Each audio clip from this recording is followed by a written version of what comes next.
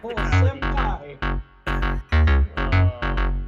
I guess that reminds me. I guess I could talk about the Miku movie I saw last night. Oh, hell yeah. Oh, yeah. You know what's my new favorite thing about Marvel? What? Whiplash just looks like a stupid asshole in every universe. True. Every good guy needs to have at least one stupid asshole villain. Yeah, I mean, Spider-Man has, what's his name? Shocker? Yeah, my boy. Daredevil has Stiltman. Was he in the new show? No, he wasn't. He wasn't Netflix. Couldn't stand to be there. His suit appeared in the background of one scene of the Netflix show. One whole scene. But the guy was a regular recurring character. What? Did I miss that? No, he was. Well, I guess, but you would miss it if you didn't know that was Stiltman's name. Wait, are you thinking of Gladiator? No, I'm thinking of Stiltman. What's Stiltman's real name, though? Can't remember. Jonathan Stiltman. Wilbur Day. That's one of them. There's been more. Turk Barrett. Oh, I didn't know that Turk becomes Stiltman at some point. I only know him as Turk because he's also like just around as Turk in the Miller Run. That's where I know him. Yeah, he's been Stiltman. Here's the funny thing. He's like one of my nitpicks about Born Again. Turk never shows up. Yeah. Well, do you want to know a funny thing? Guess what issue was his first appearance? 69. That's actually perfect for him. I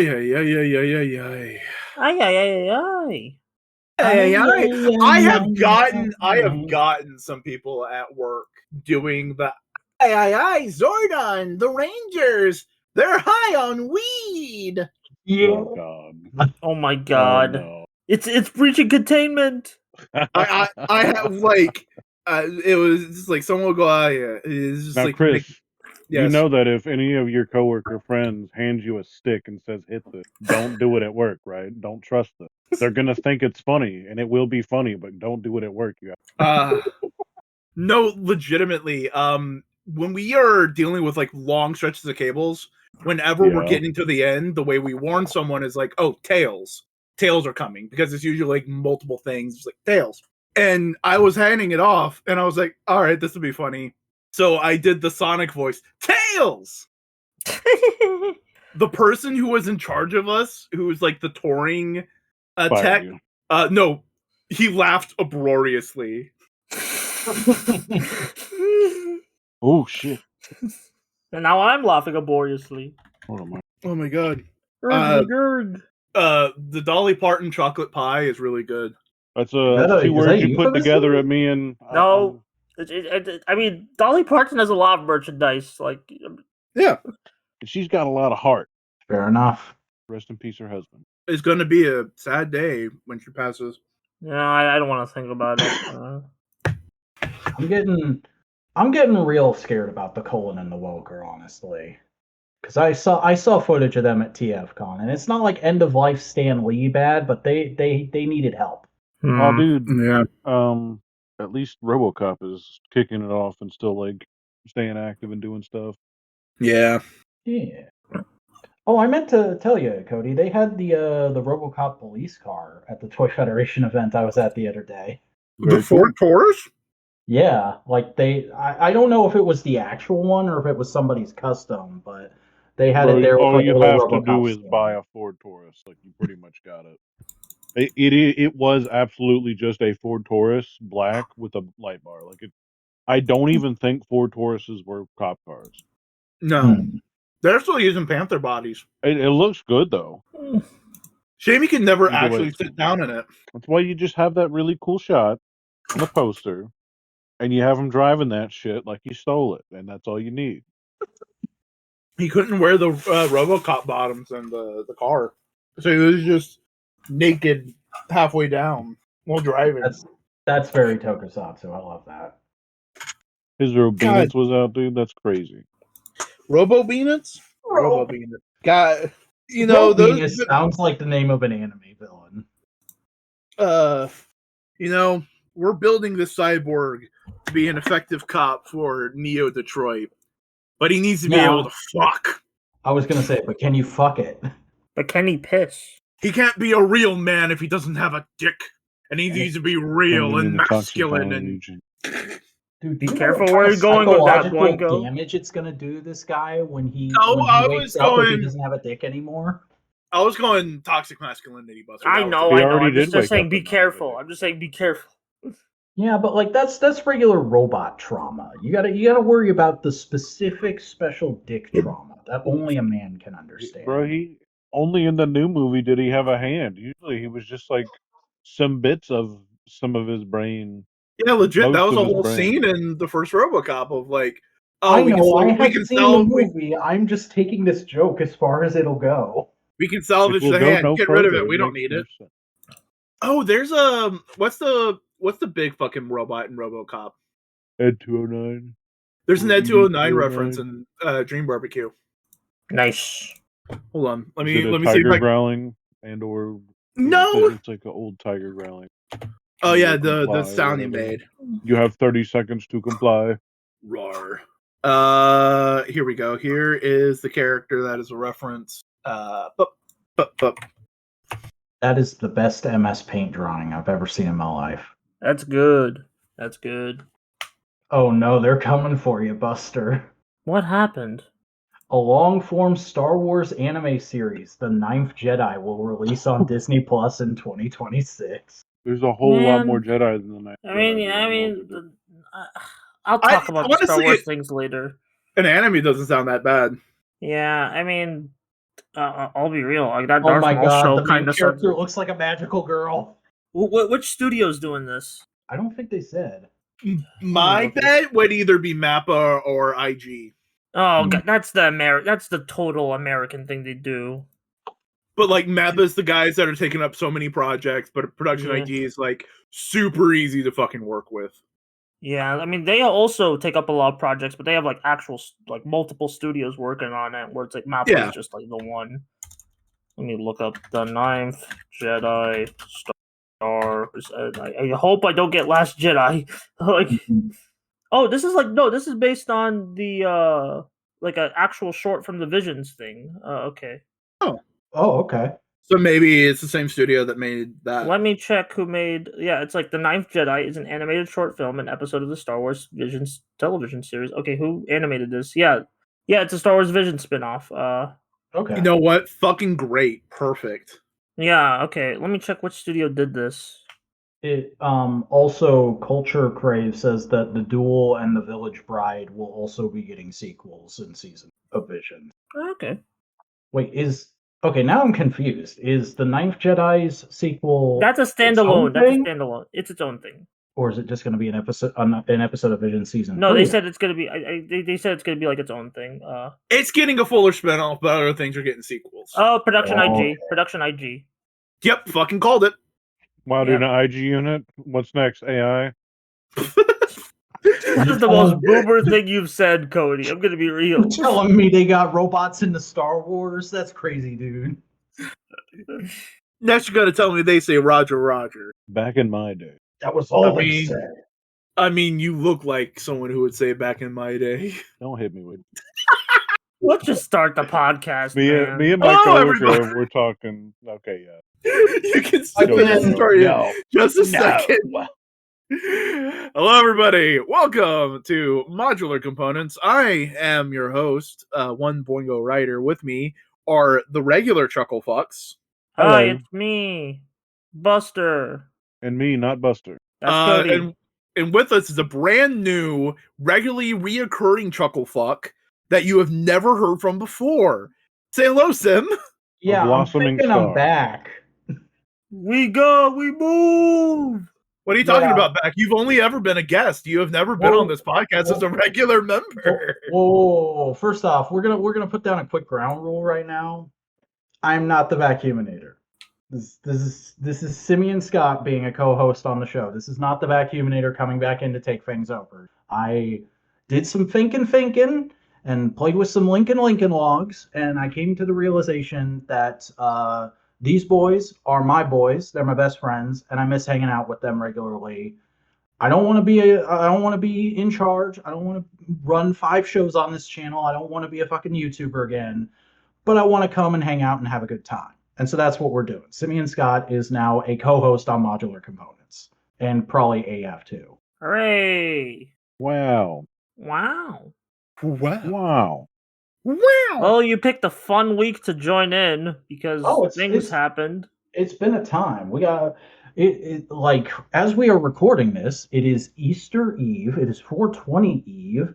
Coachella just happened. WrestleMania is going on. Star Wars Celebration. Daredevil Born Again just wrapped up. All kinds of kooky happenings out there in the wide world, and also the horrors. TM. Yeah. Plus a bunch of news that you don't even fucking know about. Yeah. Probably. Like Paul Rudd being in a Nintendo Switch commercial after 30 years because he was in a Super Nintendo commercial apparently. So they just and it's a full-on recreation of the Super Nintendo one. Yeah. Oh, that's cool. Nostalgia. Relive it. Relive. Every company will figure this out except for Lego, unfortunately. They'll get there eventually. You just gotta wait for some of your generation. You're never getting any Bionicle. You're never getting Bionicle. The generation ahead of me dubbed themselves AFOL and complain about Bionicle not being part of that system. Who knows where that's going to go? I thought that was the old. Ahead of me. That is older. No.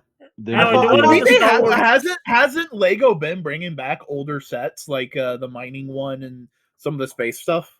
We ain't got to get it. Also, you could just buy a giant Star Wars logo. Make that out of Lego. Put a brand right on your shelf. Yeah, see, anyway. I appreciate that specific set that got announced as an idea that I will buy the colors of bricks and not buy that set. If I want that, if you want that at home, go to Bricklink, find somebody who made that shit, and order it. It's going to be a fraction of the cost that it's going to be on the shelf with the Star Wars text on there. Oh yeah, the moment those instructions get scanned, it's over. You don't even need the instructions. It's been done better all over the website or all over the internet. Is this the plot of the Lego movie? No. Oh. The new one that's not going to be connected to the old one? The guy only gets like one cameo. Well, they don't. They have their own franchise. They don't need to be part of everything, all right? By the way, thank fucking God that during that little boom they had, they never fought to make a Lego Star Wars game. Like a one in the style of the Lego movie, like they did for Batman and Ninjago. They made like 3 shows. Oh, those. And they made specials. Yeah, and they have been doing. Those are a different style. I'm talking like they didn't try to make one that looks like it's stop motion and they shoved into theaters. Ah, okay. I mean, that could be nice. It's but not like... as expensive, or sorry, probably because it was way too expensive. But like the whatever like brick stuff they were doing a couple years ago, and even right now, with like the specials, it still looked like that on that caliber, but you could just tell it was not. Like they were trying to fit it into that same vibe, but it was more like the cutscene Lego Star Wars than it was like a photo reel. Yeah. Anyway, let's talk about Star Wars Prime because things. They have announced stuff. There's a couple things I'm kind of interested in, but I'm sure everybody's looking at the Ryan Gosling movie, going like, maybe. If it actually comes out, I'm not going to believe it until I see a trailer for it in front of another movie. It's just Driver. Fucking time it's just Driver, but Star Wars. It's just Drive, but with an X-wing. I am going to assume it's that until we get a trailer. Have you guys actually know the plot of Drive? I have never fucking seen that movie. Yes, I do.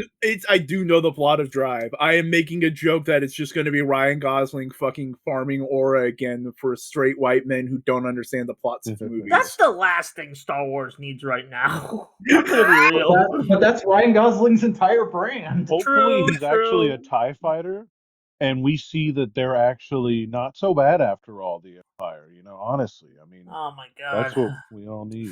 Don't pull a Gundam spin-off Xeon. I will do unspeakable things in the theater if that happens. My issue Jeremy is Allen White is going to be a buff Hutt. Oh yeah, like that's the exciting. Wars guy. Yeah, it's cool to see them finally bring that kind of idea to the screen instead of just on the comic. Or that was the like Disney the Plus only shows. Jedi Hutt that like he looks exactly like the Jedi Hutt, I guess, who was also muscular. Silly. I think he's just going to be like a buff gladiator dude, though. Yeah, but still, like the idea of anything different. of the Hutts being more than just fat slugmen. Yeah. But no, about the and then the thing 3 we were just movies are talking in about. production. What about it? What, Cody? Sorry, I thought I was not going to get. No, I mean my issue is we've literally been there before. I've watched them tease that exact same property with the fucking. It's just the post, and it's like, what has it been, like 5 years or more or something like that? I know it got canceled or something. Oh yeah, they were gonna make like a Rogue Squadron movie. Yeah, they got canceled. I think because 84 was a critical and financial bomb. Wonder Woman. Oh. So like nobody wants to work with Patty Jenkins anymore, and then also just Star Wars was kind of going through an identity crisis too. So yeah, have I ever talked about why I think that movie's perfectly fine? Maybe not today. I don't really feel like I don't want to argue tonight. I don't want to argue. Like the stuff that's yikes about it is yikes, but those are like small elements of that movie. All right. What movie? Wonder Woman 1984. Oh. I've never seen it. We don't have to get into it. Yeah, exactly. Anyway, also other Star Wars movies in production by James Mangold, Sharmeen Obaid-Chinoy, and Taika Waititi. Yeah, Taika Waititi's movie is still happening. We promise, guys. I think that's gonna be the first one on the chopping block. I'm gonna be real. Yeah. If they have to cancel one of them, because it's like Waititi fell off hard. Like, I'm not okay. We don't have to get to Love and Thunder because I haven't seen it. But like the stuff I heard about his like last indie film, Next Goalie Wins, that actually like pissed me off. Like, especially what he said regarding a minority character that they kind of I forgot if it was like they treated that poor character very poorly, and it was like based on a real story, so it stung even more. So yeah. So like I'm kind of cautious. Like it's like Waititi has rested on the laurels of being a major voice for a very specific minority for a long time. Yeah, this pervert, goofy, creative guy turned out to be a little bit weirder than we all thought. Wow, what a surprise! I don't know. No, I don't think it's anything like that. I think it's just as an artistic voice, he hasn't been questioned, and thus his skills are less sharp. I feel like between Love and Thunder and Next Goalie Wins, like he might like I'm not sure if he will like, but I think he got some thinking. He's gonna get busted back down to the indies. I mean, even then, the indie stuff like Next Goalie Wins, like that didn't really do that well. Yeah, but let's be honest. Post a big blockbuster thing, you're not really indie. Yeah. It's like you can get easy financial backing to make any passion project and sell it to any studio for distribution. Yeah. It's a whole thing. I am kind of interested because of the one of the names, the middle one is actually like a Pakistani journalist, a writer who's like they've hired her. Like she also directed an episode of Miss Marvel, and they hired they said like, okay, she is gonna make a Star Wars movie. I'm a bit disappointed it's the Rey movie, not because I hate Rey, just because it's like Rise of Skywalker was such a dead end for that universe that I'm like, how do you follow up on that? That's scary. Yeah, and I'm not even like worried about the discourse. Discourse is whatever. Like discourse is whatever. It's like I'm more. Who's the reward for Ridley's career? I don't know. I still don't know why I don't want to do a Rey movie after that. I mean, I'm open to it. Let's be honest. Rey is a very popular character with young girls. Yeah, and teenagers. I guess. And I like the character, and I just feel like, man, you have to do some serious work to like make it the movie like likable, like to me. This isn't me saying she's a bad actress or anything like that, but it's just like Daisy Ridley's career did stall quite a bit after Stars. That is pretty much the Star Wars plague for every single actor. Yeah, I mean John Boyega, except Ewan McGregor. Well, John Boyega is also like he said some shit that got several studios really mad at him. Oh yeah, that too. Well, like yeah. But did he say anything wrong though? No, he did not. No, he said but he said it out loud a little too much, and studios are just like, "Hey, if we make one bad decision, are you going to badmouth us?" And they don't want to work with you. I think he also several times when he was saying those things said, "I don't give a crap who's mad at me or who fires me over this," and that made people go, "All right, bet." Yeah. I mean, Boyega's been talking about, I'm interested in doing something in the MCU, which is like, motherfucker, it's the same ass company. What the fuck? Whatever. I mean, that same thing is like let's talk about some of the animation stuff. Oh yeah, because they're making a Darth Maul cartoon. Yep, it's going to be set during that magical period of between episodes 3 and 4. Oh, okay. Never mind.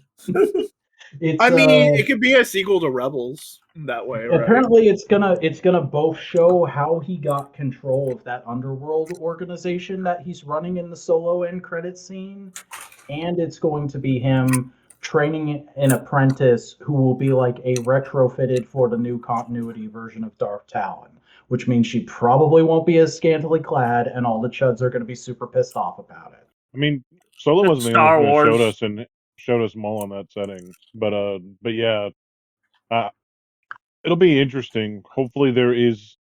I'm always going to be a little bit worried with new stuff, but knowing Sam Witwer still as involved, I'm sure it was kind of an equal table setting of like there is one more thing, like hey, we ran out of stuff. No, one more thing. What more could we say? And hopefully how this will be something can we get like out that. of Stone? Come on. Of course not. Some of that was supposed to show up in some games as well, but a lot of the games fell through. Also, there's the Lucasfilm Animation 20th anniversary poster, which led to probably the funniest morning I've had on Tumblr in a long time. What happened? I forgot I was following like a bunch of Star Wars shipper accounts, and so many people were going, "Look at these characters who have their hands on other characters' shoulders. That's Lucasfilm canonizing my ship." Oh, it's probably just a wink and a nod. At most, that's what I'm saying. At most, it's a wink and a nod. We put these two next to each other, so we want to have them interacting a little bit. Yeah, I don't know. It's a whole thing. And then also like we talked about this before. I don't know if we recorded this, but like Production IG is doing a sequel to their Visions episode as a whole show. Yep, I think that was before the intro. So yeah. It's a unique way to get more people involved with Star Wars, I guess. Yeah, I do think animation is not Star Wars' future, but like should be a more prevalent part of Star Wars' future if it wants to continue. Has Science Sorrow Has Science Sorrow ever done anything for Star Wars Visions? I don't think so. I know like Trigger did. I know Trigger did, but Science Sorrow. Science Sorrow. They're doing a Ghost in the Shell thing, which looks beautiful. Oh yeah, they did do Visions. They did do a Visions. Okay, they did do Visions. Yeah, that fucking Ghost in the Shell thing. People are going like, why are they remaking Ghost in the Shell again? They're not. It's based off the manga. Holy shit. Yeah. Well, yeah, and it's like it's the more manga accurate art style, and the movie apparently like was a different like. Every Ghost in the Shell is like a completely different take on the same story. Yeah. Well, here's the thing: the original Ghost in the Shell, the manga, she is a chaotic bisexual gremlin woman, like the calm, cool, person that you see in a lot of the Major in Ghost in the Shell. She's not calm and cold, collected in the manga. She is a spitfire little gremlin. I really need to read the manga. Like 2026. Very excited for that one. And literally, the only reason she was bisexual is because the author didn't want to fucking draw men. Based? It's not based. I don't know because it's either. Anyway, just to put a button on it, I am looking forward to half of Star Wars Tales of the Underworld in a couple weeks. Half of it? Are they only gonna like put like? It's like half. I think it's like 6 episodes, and 3 episodes are about Ventress, and 3 episodes are about Cad Bane. And the Cad Bane story from the trailer doesn't look very good. I will give it a shake, but I'm not looking forward to Cad Bane having a tragic backstory. Oh, you're gonna give it a shake, but you're not gonna give it a bake. I still need to see Book of Boba Fett because no Cad appears there. He looks good in it. Yeah, I'm sure. Yeah, I saw the effects and I'm like, oh, they put the guy I like in the what? Like, cause that's the main reason I want to watch Book of Boba Fett. Like, just to see Cad for like an episode. He's in like 2 episodes. Yeah. Well, good standoff. Great. Go ahead. Good standoff. Good bad guy for those 2 episodes. Yeah. The reason I like Cad Bane is because he's such a turbo bastard. And I'm like, don't the tragic backstory would kind of ruin that for me. Well, here's the thing. I know the trailer is faking me out. Yeah, it could be fake out. It could be, oh, here's the story of how this little shit became an even little better shit. Yeah, like Penguin. Penguin was really good. Man. I'm hoping for that. But please do a Penguin style story. Like, not, help me out for old time's sake, old buddy, old pal. But hey, we're on the topic of movies. Let's talk about the movie news for that's hilarious involving Keanu Reeves. I got the link. All right. No, what? Keanu Reeves is playing the bad guy in a Weezer movie. A Weezer mockumentary. Yeah, it is. A Weezer mockumentary. Here's the thing: I have never like listened to a Weezer song, maybe like except like against my will if like people like play it in memes or something. I am really excited about this movie, not just because Keanu Reeves is in it. I'm not even like that big of a Keanu. I mean, I like him, but like I'm not even like, I don't need him to be in everything. But the big thing, the way they're describing this movie is, let's take two of my favorite things, Weird Al and Scott Pilgrim, specifically their recent their movie adaptations, and cross them as that's the selling pitch of the movie. And like, okay, you know what? I'll check it out. I'll give it a chance. It's gonna be fucking weird. And I will too. Yeah. And my axe. I don't give a flying fuck about Weezer, and I've never had any interest in that Weird Al movie, despite liking Weird Al's music and him as a person. I do like Scott Pilgrim, though.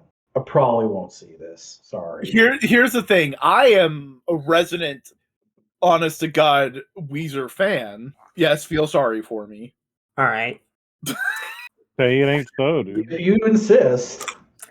No, because that's the thing with being a fan of Weezer. You have like 4 really important, really good albums, and then you have to fucking defend partying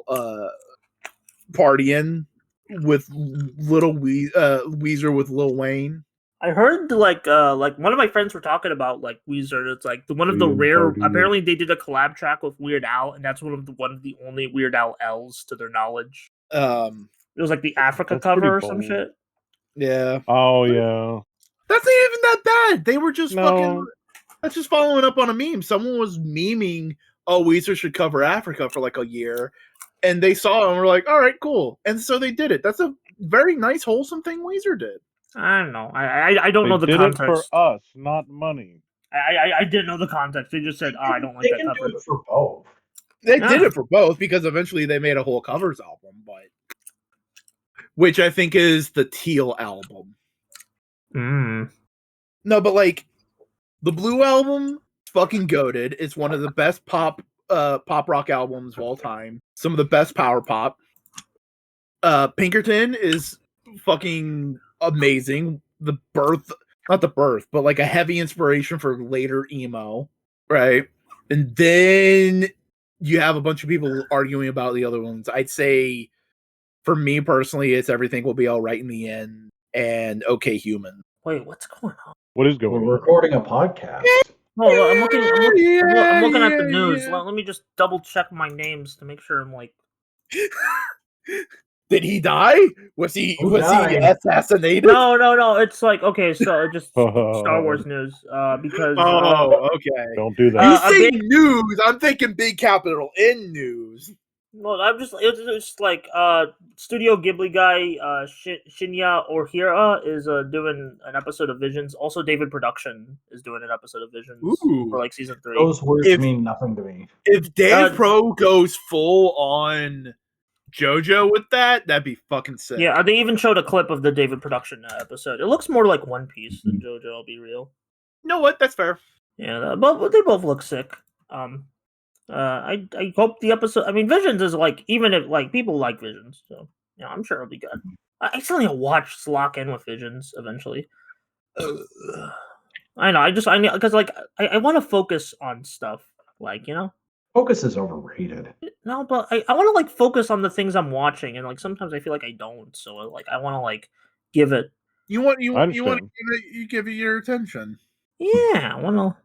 Speaking of, that's partially why I haven't dived super hard into season 2 of Twin Peaks, even though I really want to. It's just same brain.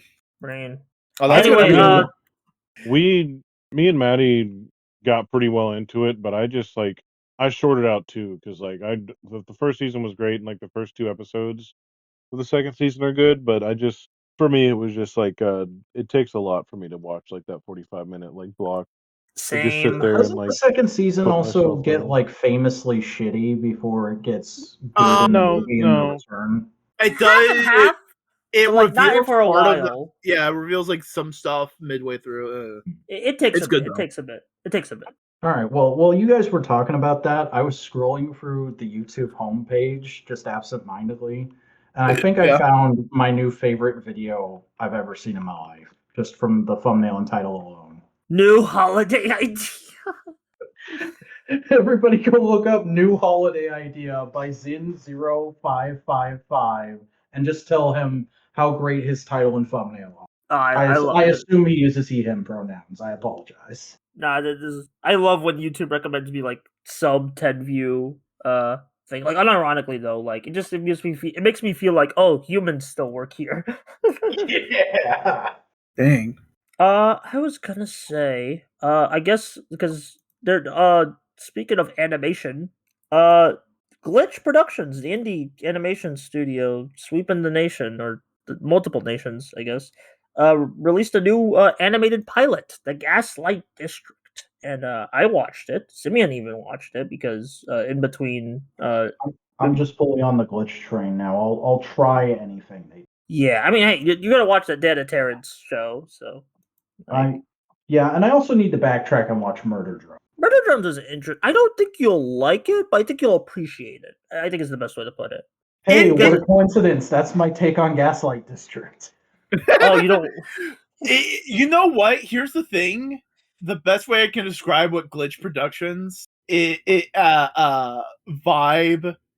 is, it's a Neo Hot Topic Invader Zim. Very much so. Yeah, I was getting Invader Zim vibes from frickin' Gaslight District. I was also getting like vibes of certain other things from the late 90s, early 2000s, like Psychonauts, a little bit Code Lyoko. Just in like the directing of it, like the way the animation flows felt a little like how Code Lyoko's 3D animation flows at times. And there was something else. I can't remember what I was thinking now, though. BioShock? I got some BioShock vibes. I've never played a BioShock game. They're great. Me neither, but like from like the public, what people have told me about BioShock, I'm like, oh, this kind of BioShock-y. Yeah. I know the is a man not entitled to the shit of his fuck. Yeah. Here's the thing. I thought this was a really well constructed pilot, and like I'm of course interested to see where it goes next. I think what I liked about it most was like the vibes, because I thought there was going to be more jokes, and I'm kind of glad there wasn't, because it's like, you could like, because the last two Glitchy shows, there's a bit of lot. It's like not gag. A lot of the humor seems to be very rooted in not haha reference, but haha reverence towards this other philosophical idea. Yeah, it's more character and location based than like just like the typical Glitch humor. Very like, if you know where this name comes from, you'll get a chuckle out of it. Like the whole plot revolves around a thing called the Angel's Egg, and I was like, I know what anime is. Yeah. No anime. Glitch is aiming for that very kind of gothy, hot topic-y, existential, absurdist animation. Yeah. Also, I forgot to actually check. Is the main voice actress also Pomni? No, it's a different actor. Let me grab the cast list real quick. Okay, because they sounded fairly similar, and I was like, "Is that her doing?" Like it's Alana Fitzgerald. I think I've seen that name before. Alana Fitzgerald. By the way, while we're just on the topic of anime and animation, shout out to Wyatt for tricking me into reading Anne of Green Gables. I fucking hated that book.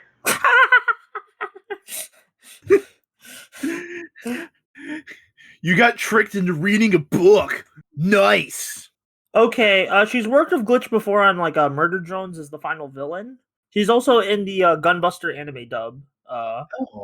There's a dub of Gunbuster? Yeah, Discotech made one to coincide with who does she play? Blu-ray. I'm checking.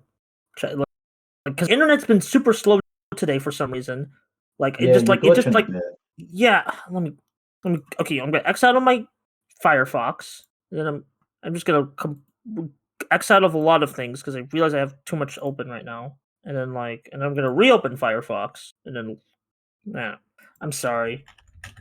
Don't you apologize for nothing. No, the voice of Pomini was also the voice of Enna. Yeah, I mean Anna has multiple voices throughout the not just Yeah, of but Cassie. she's the primary female voice of Blue and Yellow Enna. Ah, okay. Yeah, because Anna has like male and female voices. Yeah, the current. Hold on, who's the current fucking voice of? No, that's salesperson Enna, which is Alex Lee and Nola Klopp. Yeah.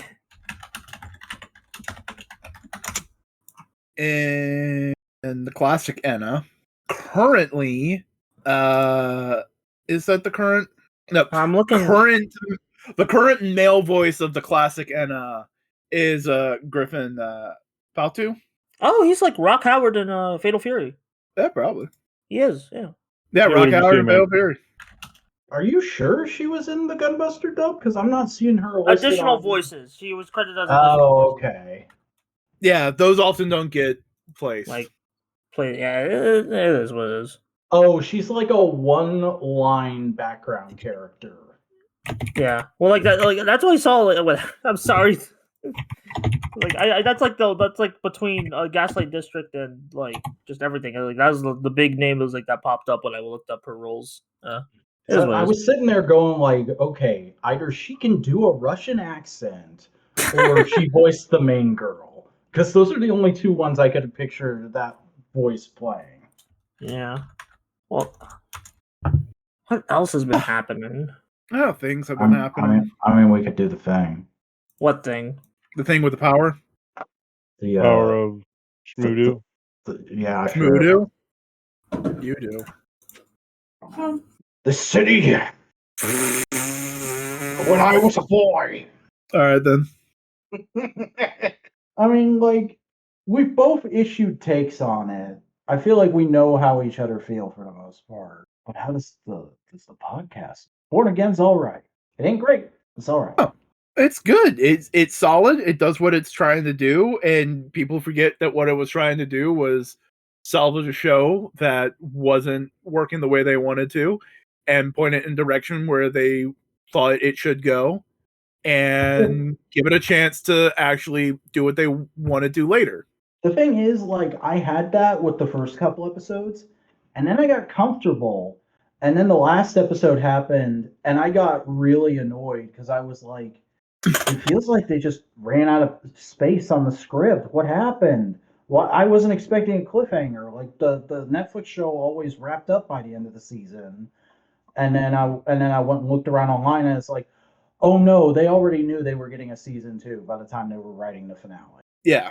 Because I remember the original order was 18 episodes, so it was a bit I heard 24. Yeah, but that was also before they were like, oh wow, this is kind of shit. Let's do something different. Mm-hmm. And there are some episodes that are pretty shaky, but on the whole, it's okay. And there are also a couple of just phenomenal episodes. Sim, what's your opinion on the bank episode? That is maybe the single best piece of MCU since Endgame. I think they could have put that out as just its own special. It was an excellent use of seeing superheroes be superheroes without their suits. Mm-hmm. Also, just a really good use of other characters that are just present in the MCU without over egging and going, huh? Because it's just Kamala's dad. And he's super proud of his daughter, and he's like, look at all the cool stuff my daughter does, and it's just yeah, that's exactly what the dad would do. Yeah, and Matt's just like, that's nice. Anyway, I just kept hearing payday music the whole time I was watching that episode. God, he's in a bank. The music they have a map set in that exact bank in purpose. The music choices also, of shipping up the Boston. As a Scottish dude or a dude of Scottish descent, it's nice seeing a piece of media that acknowledges how little modern St. Patrick's Day actually has to do with Scottish or Irish people at all. Yeah. Any holiday ever? Yeah. That was a really good episode. I was half expecting the leader to come in with a black balaclava with an 8-ball on it, as like a little as like a little reference to 8-ball. Yeah. And I feel like the penultimate episode was also really good. Like it's more dependent on having seen the rest of the show, but it was just a really good hour of television. Some of the gore was kind of not good. Yeah, that's my biggest problem on the whole. I think they heard that people liked how violent it was compared to the rest of the MCU, and they went, "Oh, you mean gore? You want us to show a bunch of blood? You want CGI blood spurts?" And I'm like, "No, not even that. My issue is with the amount; it's with the quality of the effect. It just looked odd. Okay, I agree with you, but like, let me just be like, put on my but analysis concept glasses on for a second, because the final episode, it gets a lot more overtly gory and bloody and all this kind of stuff, and to me, that felt like Daredevil and the whole Netflix cast and all that kind of stuff are being dragged into the hyper reality of the MCU. And because their reality is violent, their hyper reality is ultra violent. You know what I mean? That's a fair take. But also, I'm just sitting here going like, the whole reason people love the famous scene with Kingpin killing somebody in the first season of the Netflix show is because of how it's directed. It's because you never actually see the kill, and it's left to the imagination. It's the old show don't tell thing. So actually seeing the police commissioner's friggin' head explode, I was like, that feels really weird. That effect was surprising. I truthfully was stunned because that actually looked on par with what I see in other films. Well, I mean, the head was practical. And it's also like I'm just coming off of having watched the entire House of the Dragon game of whatever bullshit, so ultra violence isn't as shocking to me at the moment. That's fair. I do like how Vanessa was treated as like a very serious threat of a character in her own right. Yeah, she's more a villain in her own right than Fisk even is at this point, which is kind of cool. And I don't know how you feel about the twist of like what the whole game plan Kingpin and Vanessa had cooking was, but I think that's clever. I think that works.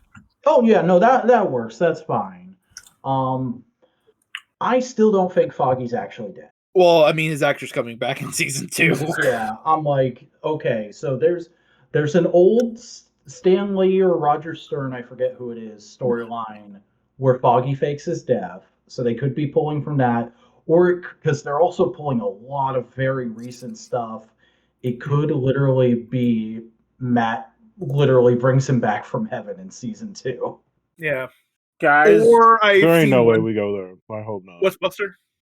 I got bad news. What's the bad news? I'm gonna post it to members only. Oh.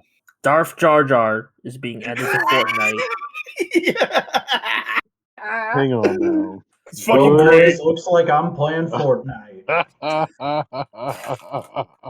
I don't know if this is gonna make me go back to the game, man. I'm back, baby. I'm back this time. Oh my god. That's the only thing. That is the literal only thing. Like that and Bionicle, I think, would make me just fucking lock back in. Palpatine and Windu as well? Well, that'd be silly.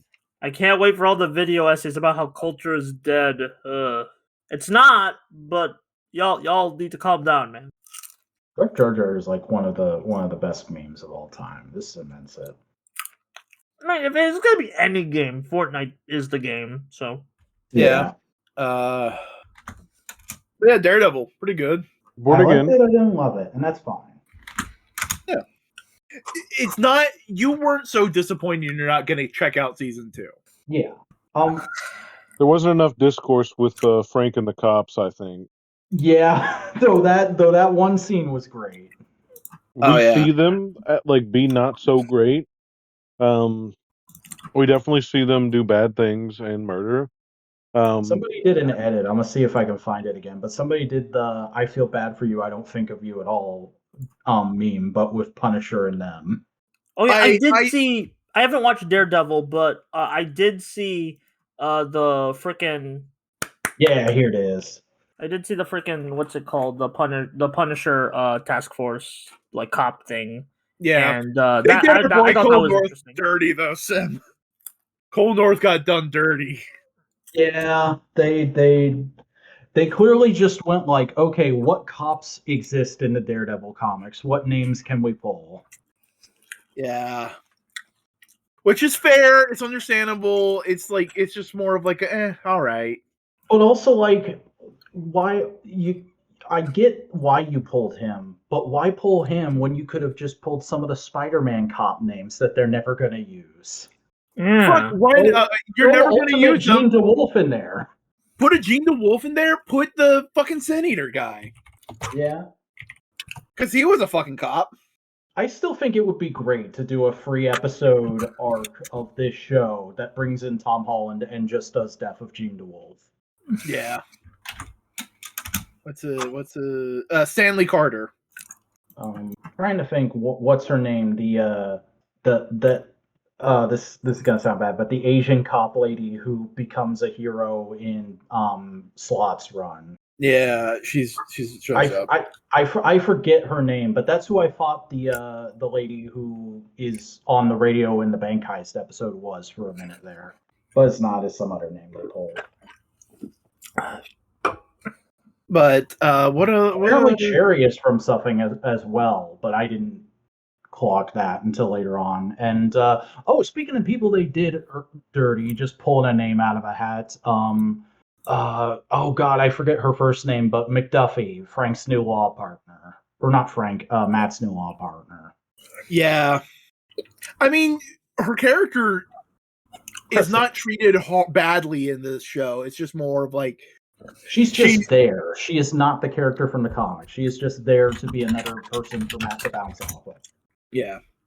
I do like how they changed that one scene from the comics for Frank and the cops. Because in the comics, it's Frank going like, "No, man, you should be better. You should be following Captain America." And he's just calling them all pieces of shit. Yeah. He's just, you guys are fucking losers. I guess I wanted a little... I mean, I don't know. I praised them at first for even being brave enough to like fucking... Not brave. That's not bravery, but like to make that point, to make that connection. Production to do. Kind of, but like I praise them for going there, but I just felt like if you're gonna go all the way, like having them call them clowns twice, and then like, yeah, I just killed a bunch of you, and now you just hook me up. Did you just need him to say pigs once? I'm hoping it gracefully lands a little bit better. What I ended up. I mean, here's the thing: we are special. Yeah, we're getting a whole Punisher special, which I hope is literally just the Raid, but Punisher. Yes, that would be amazing. It's just Frank breaking out of Red Hook, just going ham on everybody. And he teams up with Swordmaster, and they just murder people. Swordmaster popping back up in this friggin' show was great, too. And it fucking works! Mm-hmm. It doesn't feel like... It's not like, oh, did you watch Hawkeye? Did you watch Hawkeye? It's just like, no, here's another guy who's playing vigilante, and Fisk has a problem with him. But like, it totally makes sense for this guy who went through that arc in Hawkeye to be like, no, I'm actually going to use my skills to help people every once in a while. And like, it works. It works really well. Yeah. The only thing I don't like about it is just the thing I don't like about the plot of this season on the whole, which is, I get rights and bullshit and whatnot, but if you're going to have Fisk go this hard on vigilantes, and you're going to make us wait like a year for the next season, it's going to be weird to watch any other MCU media that's set in New York in the intervening time. Like, if we get another Spider-Man movie before this shit wraps up, I'm going to be like, what the fuck? I mean, they mentioned Spider-Man. It'll probably be the focal point. It'll not the focal point, but it'll probably be felt, which, I mean, that's pretty normal. Yeah. For it to be like the side thing, it's like, oh, fuck, now nobody knows who I am. and I'm Spider-Man, and I'm a teenager or something, and an adult, and now I gotta fight. I mean, to be fair, that is a thing in the comics right now. Fisk hasn't been mayor for like almost 10 years, I think, but his anti-vigilante law is still in the book. So every once in a while, some dickhead cop tries to enforce it. No, he was mayor up until the end of Zdarsky's, like the middle of Zdarsky's Daredevil run, which was only like 5 years ago. I feel like that was a while ago, though. In like how much shit has happened since. Yeah. I just remember the last time I remember something happening with it. It was some Avengers comic where Jan was like, I can't fly around as the Wasp in New York. I have to drive a car or something like that. Oh, she couldn't go full Wasp size, so she only turned into like the size of a toddler. A Florida mosquito. Nah. A murder hornet. Fucking Thunderbolts is coming out soon, though. I can't wait for it to be on Disney Plus. That's you right. And everyone else. I'm excited for it. I hope you have a good time. I genuinely hope it's good. Money's tight enough now that I'm like, I'm not gonna go to the theater to see that. I really only go to the theater for like limited engagements these days. Like I just saw the Hatsune Miku movie just because it's like, well, that's the only chance I'm going to be able to see it. So I'm at a point in my life where I'm like, both because of money and because of attention span, I'm not going to go to the theater except for stuff that like I genuinely really want to see as soon as it's available. And both those things happen to be big, stupid superhero things that are coming out in the same month this year. That are both like origin points for their respective universes. Fucking fresh starts, supposedly. Not even like fresh starts. I'm just more talking about just like in like the conception of the DC and Marvel universes. They were the first characters, so it's like. But it's also like Marvel's been having kind of a shaky run to the general public, so they're getting kind of a fresh start with this very flashy, different-looking Fantastic Four movie, and DC has been DC. So James Gunn's gonna try and fix it. You're just hoping it's good. I mean, I'm gonna go hang out with Cody and go see Thunderbolt. So yeah, I mean, I'm excited to see those characters. Is it bad that I'm more excited for the B-Mask video than the movie? Oh man, he only has a couple weeks left. Holy shit! Yeah, he says he's like. Let me check his Patreon. He said something about like. He's probably working on it right now. Let's be honest. Yeah. The big thing is like it's a shame that we won't be able to go see the movie on Free Comic Book Day because you're working. Oh, that would have been. I thought we already talked about that. Well, I did. Again, I am fine with coming over and doing all that after you work, but I don't want to impose that because I don't want you to feel tired and exhausted when we're trying to have fun. Brother, do you know what I do for work most days? Like I sit at that desk. I mean, now, granted, like these last like be the one day where he has to like unload a truck or something. No, these last 2 weeks we've been doing like a bunch of crazy shit because like the students are back and everything's been firing off and yeah, I had to move a whole 5x15 unit like individually, and me and Oz last week had to move even more than Excuse that. me. But other than that, I mean, yeah, no, normally exhausted. I don't know, I'm fine, neutral. All right. Unless we have like crazy U-Haul customers, it's like the only bad thing I have. I mean, some of those days are heavy, but those days have not been happening as frequently lately, thankfully. Don't swing over on Free Comic Book Day then. That's in like a couple weeks. Oh god, I just realized that's what the VR Troopers stupid comic ass. Too much shit to read already. Yeah, same. I just because any reason to stop by that local catch store. Up on my current books this week. Nice. Oh, Sim, have you been? Have you read Absolute Martian Manhunter? No, I'm not reading any Absolute stuff. You should. I know everybody loves it. It doesn't look like something I'll be into, and I don't want to be the guy who's going like, "This sucks. You're all idiots." It's very at least the Martian Manhunter one. You would like the Martian Manhunter. No, actually, I'm thinking. Yeah, you're right. I know. No, knowing how Sim likes cerebral things, no. Yeah, fair. I have tried to read a cerebral Martian Manhunter book before, and it did not go well. You should at least pick up the first issue just for the gimmick page. Yeah, the gimmick page is sick. Okay. And I'm not even saying pick up, buy it. I'm saying like swing by the comic book store, pick it up, go to the gimmick page, and do it. Do it. Do it. Hey, can I borrow this comic for 5 minutes? For 5 seconds, really. They probably don't have any copies left unless it's gone into like a new printing. They've done some. I think every Absolute book has gone to a second printing. By the way, you're not keeping up with Tom King's Wonder Woman, right? No, I want to, and I want to catch up to it. It's ending. He just ended the first arc. He's gonna keep going, but he ended the first arc with a big reveal that is very Tom King. In that I'm sure it pissed a lot of people off. Let me guess. Some bullshit about fucking Trinity. Specifically the future she's in, where she's talking to the King of America. Oh. Do you want to know what the status quo of that future is? Is it post-apocalyptic? We don't know if it's post-apocalyptic, but it's post-Amazonian genocide.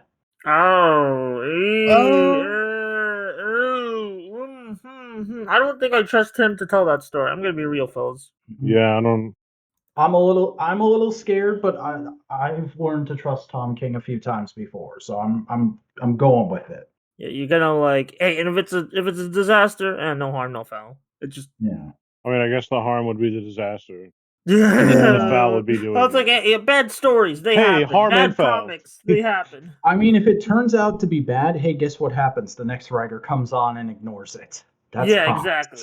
Exactly. That has happened. That has literally happened to Tom King before too, with stuff that I find. Like Heroes in Crisis. Yeah. Not even that. Most Batman writers since have pretty much ignored his run on the main Batman book, and I defend that run to this day. I love that book. I mean, it's understandable when it's like Superman. Yeah, Gotham. Gotham and Gotham Girl were their names. They were. I forgot about that because I read a bit of it. I was like, "This is all right." Mm-hmm. I think it's just more of like how he characterized ended it. Batman. Yeah. No, how he characterized Batman. Yeah, because the whole run is basically a treatise on King's feelings about living with clinical depression, and a lot of people didn't like him putting those feelings on Batman because, oh no, if that's what Batman is like, does that mean that's what I'm like? Okay. I think the only thing I would disagree with on King is just Batman as a suicide letter. It's just like that feels a little fucking. That's edgy. A bit. Yeah, that's some edgelord 14-year-old. Also, Batman can be how he processes his depression and all that kind of stuff. I just think that is just taking it a little too far. Also, I'm pretty sure. I'm pretty sure I read in an interview somewhere that Dan DiDio asked him to do it, but he is the guy who both got rid of Dick Grayson's memories and killed Alfred. Yeah. Anyway, want to complain about other Batman comics, Simeon? Hey, let me say something positive for a minute. Okay. I have seen the concept art and the set pics. Millie's Supergirl costume looks very good. I'm very excited. Oh yeah, they're already filming Supergirl. I'm very excited for that. Oh yeah, and in those set pics, nobody has mentioned it except for like one post I saw. But you can also see that Jason Momoa's Lobo is very comic book accurate. Nice. Hell yeah. Yeah. Hey, it'll be nice to see Jason Momoa. And actually, no, was Minecraft good? No, it wasn't. and you know what I realized? The actress they cast for Rufai is the little girl who speaks with sign language in Godzilla vs. Kong 2. Oh, you know what? That actress was pretty good, so I'm down. I need to finish that movie. Well, then you could not listen to our Lost Toku Twit episode about it because I don't think I saw it at the time. I made it halfway watched it on streaming a few months ago. I don't think I've ever even seen this. No, I was talking about the first Godzilla vs. Kong. That. That's legitimately all I remember about the film these days. Just our lost episode of it, and like seeing it in like an empty theater. Anyway, I don't want to complain. I don't want to complain. No, I want to hear this Batman thing.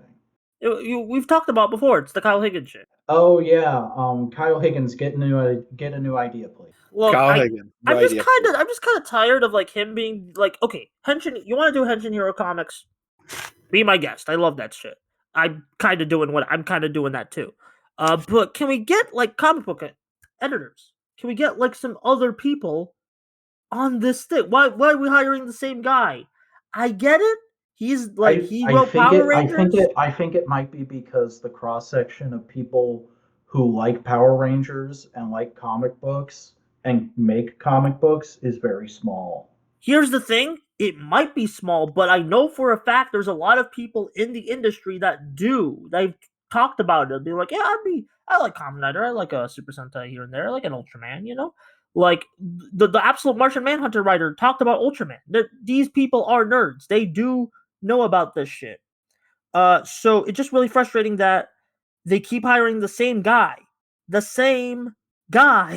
Fair enough, but also, like, I am Kyle Higgins, writer of the best-selling Power Rangers run, creator of the critically acclaimed Omniverse, or whatever it is. Massiverse. Let me pitch you on this, DC Comics. What if we put the Power Rangers in your comic books? Wouldn't that be neat? Wouldn't that make money? Yeah, it's a business decision. It's just like creatively just drives me nuts. I mean, I don't mind the designs. I know some people are like, "Oh, it doesn't look like a '70s show," and I'm like, dude, like at some point you just got to look at the modern Toku shit and be like, we kind of this is what Batman would look like in a modern Kamen Rider. I'm sorry, like you don't know. I mean, it's not you bitch. Those suits aren't even like Kamen Rider. They're they got the bug eyes though. No, I was fucking god damn it. What are they? No. No. They're the bird anime one. Gotcha Man. Well, that's Jetman then. That's what Ken Eagle is from. Yeah. He's called that in one of the dubs. I'm thinking specifically Gotcha Man aesthetics. Yeah. Less a live action version of Gotcha Man. Yeah. Whatever. I'm just I don't know. Okay, I'm sorry. I just need to complain about that real quick because we mentioned Batman and I'm like, oh yeah, that's a whole thing. Yeah, and like in all honesty, I don't care aside from goofing on it. Like, I'll read it, but I'm like, I've talked about this several times. I'm so done with Tokusatsu. Like, there's stuff I still want to check out, but like current stuff, adjacent stuff, I'm like, I'll wait. I know you're waiting for it, but like, bro, once it's over, I'd say give Gav a try. Yeah, Gav, you would like Gav. You'd like Gav. Really, I hate the aesthetics. But the aesthetics improve. But like the characters, the writing, the character, the interactions, plotting, the action scenes are some of the best. Oh yeah. So the action is so good. They're like Geats, like even better than Geats. That's whoa. And Buster's not even joking. Some fight scenes are some of so the bits. good. It's almost made me actually watching. Yeah, let me go on Toku GIFs real quick. Toku GIFs of like they've been doing the Lord's work. Like literally, the best way to describe it is they're doing fucking MCU hallway scenes. Like every week. Every other episode. Yeah. I think I would get tired of that after a couple episodes, but it would probably be cool the first time. It's great week to week. It's great week to week. Because they don't like instead of being like a 10-minute hallway scene, it's like 1 minute of a 5-minute fight. Yeah, and it's still that fight is still really choreographed. Like in the and like here's the thing: some of what I'm calling hallway scenes aren't like straight up hallway scenes. It's like using a very specific piece of the environment and just like wringing all of the action set piece you can out of a staircase. What are all the things we can do with this staircase? And it's just like, oh, this is ingenious. This is really clever. It's good shit. Sounds cool. Also, I gotta finish Fies. Hey, I gotta finish Fies too. Yeah, I was about to say, Boygo is like he's on track. He's on track. You're further along than I am, though. Yeah, and you're gonna watch, and you can watch my fucking reviews as you watch your shit. Mm-hmm. Yeah. I'll also do a couple of Gav gifs that people have been posting. Oh yeah. Aye. Oh yeah. Yeah. See, I don't like how some of those effects look. Oh, what else? I don't want to talk too much about Toku because it's like, well, I started a podcast. Yeah, Buster fucking started Tokusatsu podcast without you, bud. I'm sorry. That's cool. I listened to the first episode of that, and it sounded like you and Wyatt were hanging out and having a good time. We do that every week. Well, not last week. We were both had busy. Actually, well, no, this week we had to double down recently because of like we both got busy with shit. You know, I probably wouldn't be able to muster the energy to even be on that at this point. No, it's fine. So it's fine. Like we're it's fine. Ragging you, but we're not mad at you. Yeah. No. I think you even contacted me right before and were like, "Hey, is it okay?" And I was like, "I literally don't give a shit." I think I was like, I wanted to reuse the Twit name, but I thought like Toku Talkers is just a better name in general. And then like a week later, I found out somebody's using the name Twit for a Transformers show, and it's way more entertaining than Twit ever was. Hey! Don't put my word. I still tried to make the podcast entertaining. No, my statement is mutually exclusive from yours. It's fine. But also, shouts out to Diaclona doing the Lord's work. Yeah. I watched some of her videos. They're really, really good videos. Jesus. Excuse you. I'm a monster. See, that's how you know Simeon's back. I'm back to saying excuse you to Boingo. Oh, we haven't talked about any of the toy reveals out of Celebration. How you like that frog guy, Cody?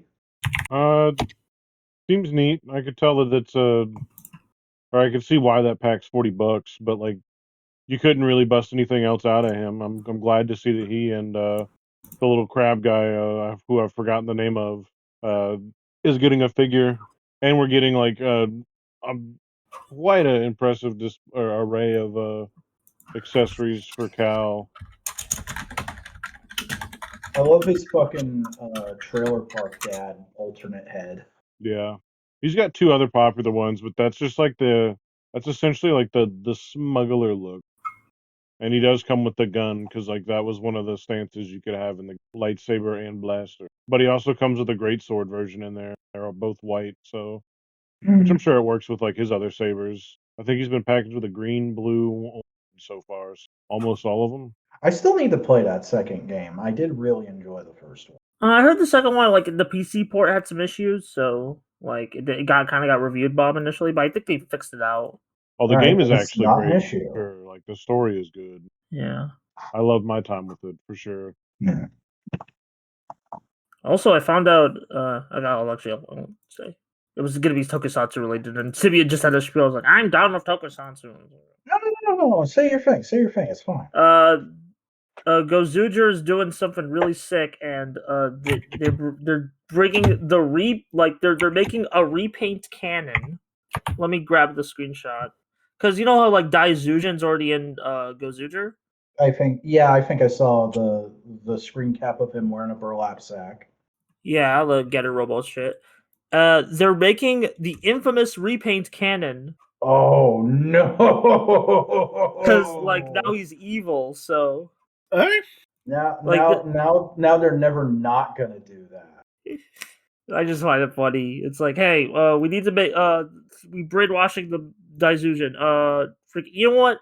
I can't wait for the Playmates Power Rangers Dino Megazord to get reissued in that color and have a little Gojuju logo right in the corner of the box. I feel that unironically might be like whatever. Was this ever a recolor for Japan, or is this ever Western recolor?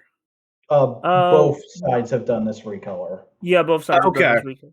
Because I was thinking, like, oh man, that's kind of a fun like reference to Power Rangers. It kind of reminds me of unofficial Sentai, fucking Akiba Ranger.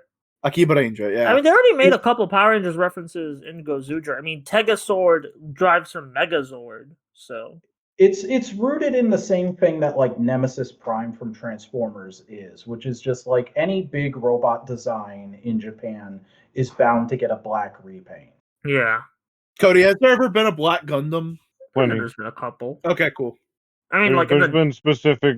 Wait, like Cody, series. G-Quacks started. Have you seen any G-Quacks? No, yet? I have not. It's on Amazon Prime. Watch it as soon as you can. Trust me. Ooh, okay.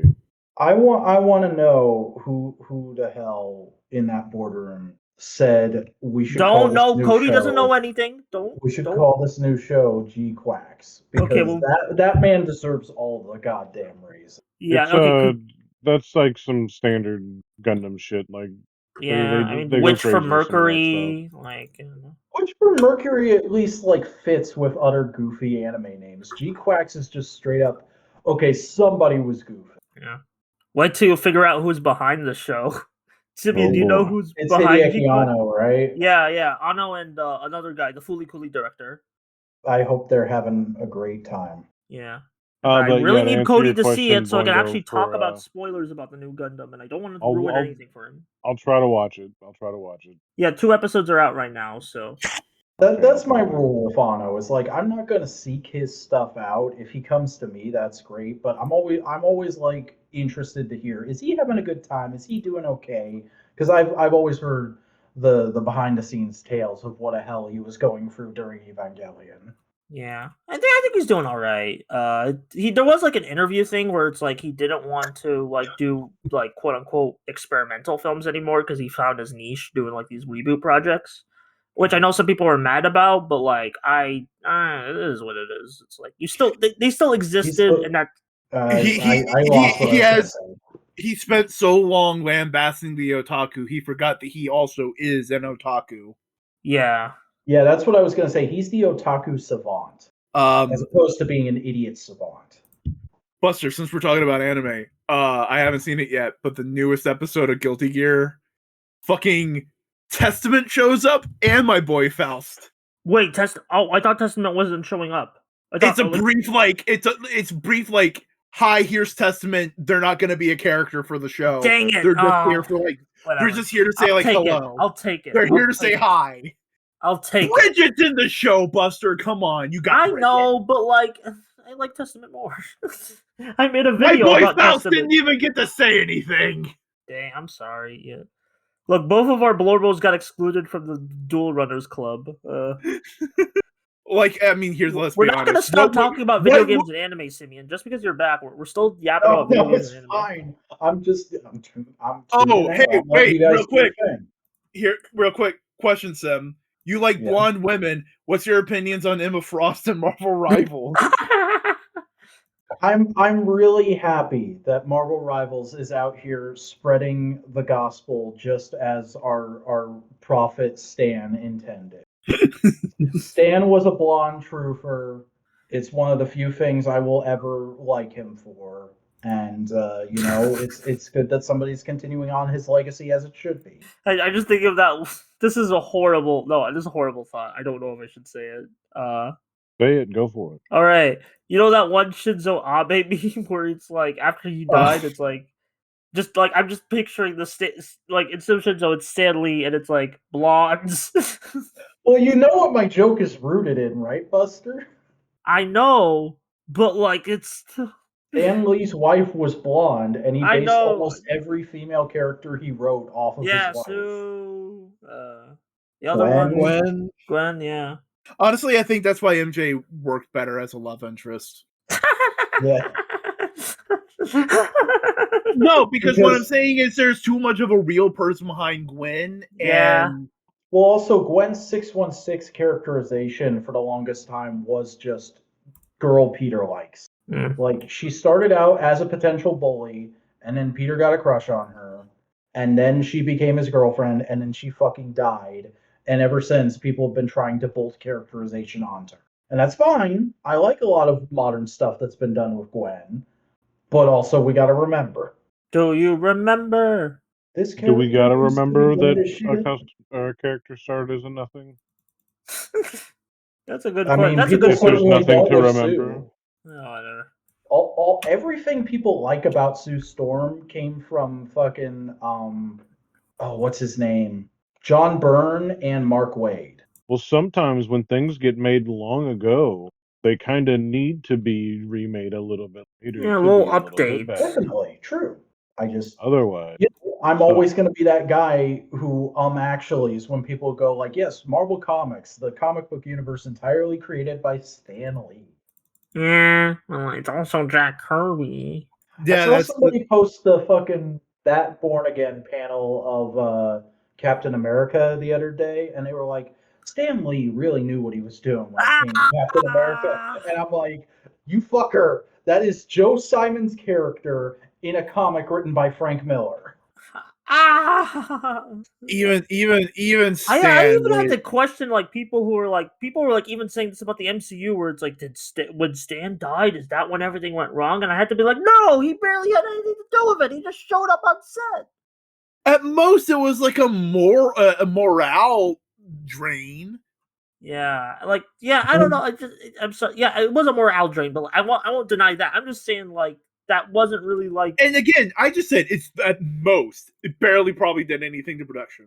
Yeah, exactly. Like at most, it's like, oh, the guy who always showed up on the movies can't be in the movies anymore. It's like, yeah, okay. I'm sorry. I just had to like, I just had the interaction of someone, and I was like, what? This is like, so. That's such a I don't actually know anything about the thing I like take. It's interesting at the very least, but that's just. I'm not saying we should end the podcast. I just want to generally say I'm tired. We're done with that. Don't say your piece. The world do be a draining place. No, I'm talking to Cody. Oh. Okay, this is why we have to get used to 4 hosts back on the podcast anymore. Oh, yeah, but how about no hosts on the podcast? No voice podcast. It's just we truncate silence anyway. So make a podcast where it's advertised as a regular podcast, but it's just an hour of silence. It's meant for you to sit there with your thoughts and fucking actually process the world around you for a minute. About 30 minutes in, someone farts. Yes, just like a cough. You gotta pay extra for that. Damn. Oh yeah, that's right. I guess I could talk about my new video, or like recent video. I don't know if there will be another one that comes out. Yeah, you made a YouTube. I mean, Scott the Wall's YouTube's is on its way, so all you have to do is repaint it into you.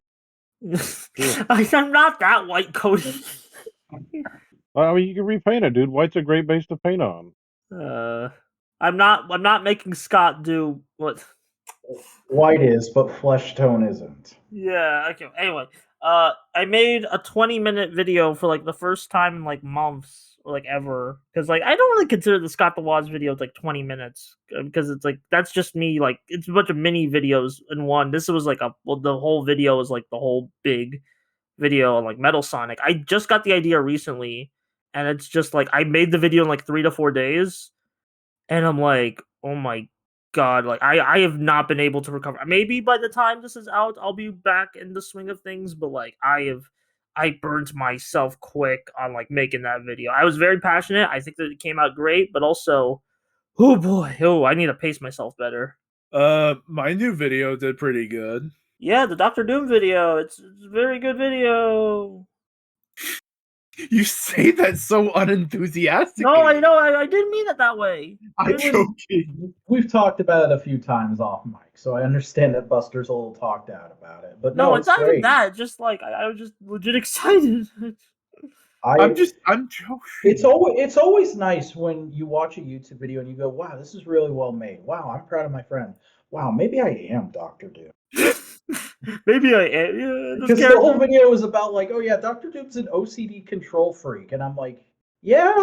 Well, here's the thing: I don't pathologize Dr. Doom in so much as say of like he has a mental health condition. I'm just more pointing out of like this is a man who feels like the only way things can improve is if he fucking does it himself. Yeah, no friends. Like he has no team. There's no the Doom commandments or whatever. Although he does have his own like knockoff Avengers right now, right? Yes, because technically he controls the world. Yeah, well, yeah, because it's one world under Doom. He's got to have some things. I love how people are being critical of that. Like, why would you do that after you've already done Secret Wars? You've done the biggest version of that story you could possibly do. And I'm like, because it's Dr. Doom. Is he ever not gonna want to be in charge? I guess like for newer readers, it's been 10 years since Secret Wars, and I guess like they want to like be like newer readers, be like, all right, if you're coming here looking for some Doctor Doom things before the movie comes out, here's some stuff. Here's some semi-secret new wars. That was in the air for a while because he became Sorcerer Supreme like a year and a half ago, right? Yeah. Yeah, just about with Blood Hunt. Yeah, that was the end of Blood Hunt about a year and a year and a half ago. Yeah. Blood Hunt was still a good event. It was a good event. I'm sure it is. I believe you. I love that. Fucking just like, yeah, okay, bud. I'm sorry. No, I didn't mean it that way. Whatever. I mean, that's the event that got Reed and Alicia working together. Yeah. Oh yeah, I did read the tie-ins. That's why it sounded familiar because I read the tie-ins for that.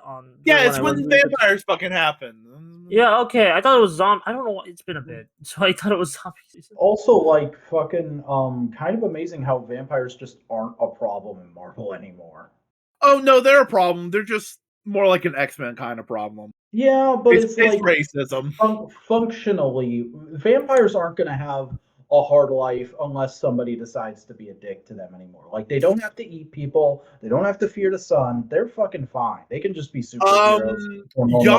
Young actually have that problem because they don't have built-in faculties to like control themselves as easily. So young vampires often will, I wouldn't say go feral, but will result in like hunger pains and maybe attack someone every once in a while. Okay, but Reed made them a special food, and child leashes exist. Yes, Reed did. Reed fixed the problem, but I want to be clear because some asshole's gonna push up their glasses and go, actually. Fair enough. And then if he's gonna say, you get 1 point. Congratulations, you have just won a genuine Marvel Comics No Prize, which this envelope contains. I wonder if actually has talked about No Prizes. Oh, the show, Dropout game show, yeah. It's a nerdy trivia game show, but what happens is they are given a paragraph of like nerdy lore or behind the scenes thing, and you have to correct it by saying actually and your correction. The classic. Yeah, very classic. It's just a takeoff on Jeopardy. Yeah, but it's also like very nerdy pop culture. Okay, Dropout good. Like, to give you an example of what it would do, it'd be like, oh, Supergirl premiered in this comic, and she hails from Krypton just like her cousin. But like the comic they're referencing would be the one that Matrix Supergirl debuted in, and that's where you would actually that comic was Matrix Supergirl, and then you'd get a point. See, even I have to check which issue of. I know she debuted in Action Comics. I have to check which issue it is now because I feel. Oh, like they never go that far because like a lot of the people that work at Dropout are nerds. A lot of them are also more. They aren't as nerdy as we are. 252. Okay, I thought it was Suffing 52. It's Action Comics 250. And DC Comics really likes 52s. Thank you, Grant Morrison. Oh fuck! Grant Morrison's coming back, doing Batman shit. Oh no! I thought that's a good thing. It is, but it's gonna make certain people go like, "God damn, fucking Grant Morrison, Grant Morrison." Wow, anybody coming back to do anything is gonna have both a positive and negative reaction. And this is part of my thing, Cody. Okay, like I'm always thinking about like what stupid bullshit is gonna stir up online after news. Just don't care. Just don't care. Also, man. This is just more being pedantic about people being assholes. This will be the first time Grant Morrison's writing Batman since the pronoun switch. Out. Yeah, well, I mean, to Grant Morrison, they've been out since like the fucking 90s. Ah, okay. Grant just kind of like what was it like 4 or 5 years ago? Went, oh, there's a term for it now. Okay, I'm that. Oh, there's a term for it, and people are using pronouns like that. Oh, I like that. I'm doing that now. Yeah. It's like, all right, cool. Because Grant has always talked about feeling masculine and feminine in the same body and about like that kind of shit ever since the fucking 90s. That's just what Grant's been doing. Grant's personality has always struck me as non-binary person who is aggressively into women. Like, have you read their book? Super Gods? No, I need to. I was actually just rereading it a couple weeks ago. It is almost shocking how glib they get in some chapters about certain things. Yeah. Hey, Grant's writing Batman again. Like the main book? I don't think it's the main book. Oh, that's a shame. White labels. They should get the takeover after Hattush ends. I will say this about Hush 2. The first issue where Joker gets treated like shit, fucking good. I'm happy about that. Screw the Joker, I've honestly man. not looked at anything except a couple of covers. I'm just happy Jim Lee's getting to actually draw something other than a cover again. Yeah. Well, he's busy being an executive. Yeah. He's an executive of the DC Comics empire. Jim Lee also seems like one of the best bosses in comic book history because he's not an overbearing asshole, but he's also not a pushover. He is just a normal ass boss, which is very rare for comic companies. Dang. Yeah. He doesn't seem to have a will he wants to impose on any characters or any particular part of the line. He's just oh, you guys got an idea? Yeah, I think we can fit that in here. Yeah, let's do that. Okay. He also seems like one of the few who have come out of the Image boom completely unscathed. Yeah, because he was always the most normal one. Because Eric Larson went down the fucking rabbit hole. Mm-hmm. I love him for it. Fucking keep going, bud. But he went down the rabbit hole. Depending on the day of the week, Rob is either a complete shithead or an okay guy. And Todd is Todd. Yeah. And Sam Keith. Because, he wasn't part of the initial batch of Image, but, the Max is so important to Image in my head. Sam Keith is just part of it. Yeah. Sam Keith is Sam Keith. Yeah, Sam Keith is, he's a fella.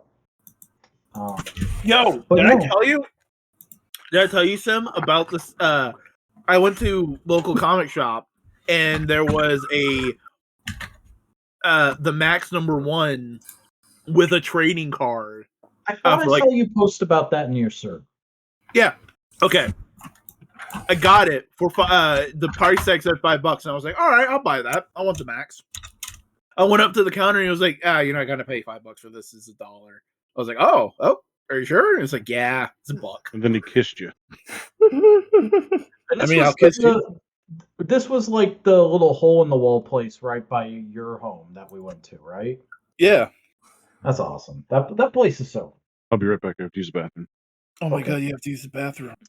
Mid bathroom break podcast. Shall we talk about the new not fan 4 stick Fantastic Four First Steps trailer while he's gone? Oh, we could start, but I think he'll. I like the end. I like the end credit gag or the end the post trailer gag with Galactus' shoes. That was funny with Walken. Yeah. I like that. What was I gonna say? Oh yeah, it seems like the character focus really is on Reed and Sue.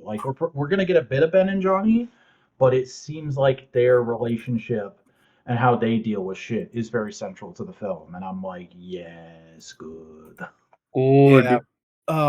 There's a lot of things I'm enjoying about the trailers for Fantastic Four. Also, I feel like Marvel put in that one bit of him stretching just to shut all the people concerned that he hasn't stretched yet. Yeah. I was just like, oh hey, look, Reed be stretching. Reed be stretching.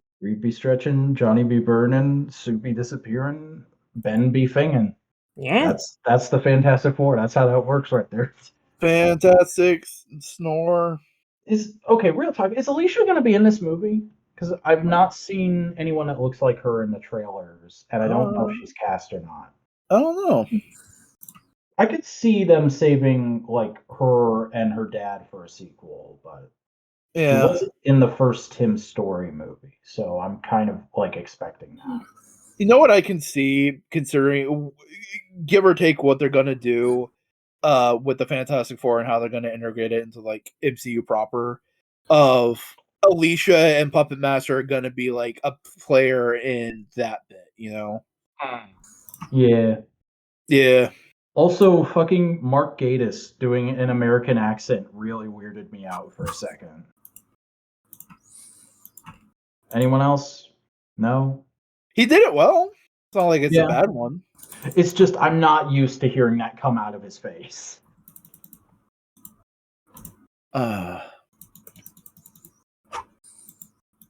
Oh, I don't think we talked about that. How you boys been feeling about this season of Doctor Who? Oh, I haven't watched it yet. Okay, then I can't talk about it. You can talk about it. You just can't say like deep spoilers. The episodes are very good. The episodes are very good. That's I really enjoyed both episodes and their twists. Mm-hmm. I'm really digging both. It's nice to have a companion who talks back to the Doctor again. Yeah, I also just like the fact that Doctor and Nurse. I know they already pointed it out, but that was a cute I thought a cute companion dynamic.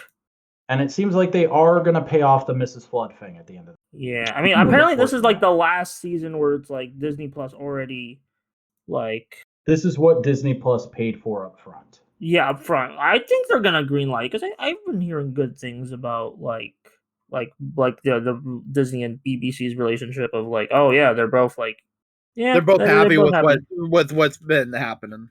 Yeah. But let's look back around now that Snowdy's back. You got any takes about the new F4 trailer, Cody? Great to see Ben in a nice suit and tie, slacks. Legitimately seeing the Fantastic car open, seeing him running through those pillars, seeing those action shots. I'm pretty excited about it. With some kids. Yeah, he picks up a Volkswagen Beetle. I mean, come on, what's not to be excited about? Mm-hmm. This car, yeah, no, I'm very excited for that. It's got me feeling very refreshed and hopeful. So does Thunderbolt. Like I said, I really like it. Legit seeing Ben and like nice dress shirt, nice slacks. I'm just going like, fuck. I kind of want to get like a tailored suit. To wrap it back around to Marvels in a very funny way, they announced that the swimsuit editions are coming back for the first time in like 20 years. Oh yeah. There's gonna be Marvel Rivals skins tie-in. Yeah, to tie in with it. There was a leaked piece of art showing a lot of new summer/beach skins.